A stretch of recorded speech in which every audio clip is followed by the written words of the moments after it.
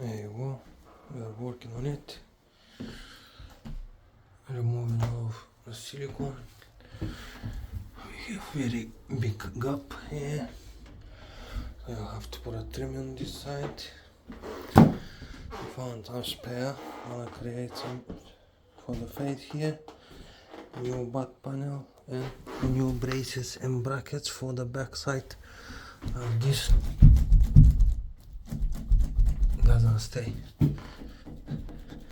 And we're gonna test that as well once it's completed to see what the difference is. Look. And the glass. There you go. The glass itself is moving from the wall side. See?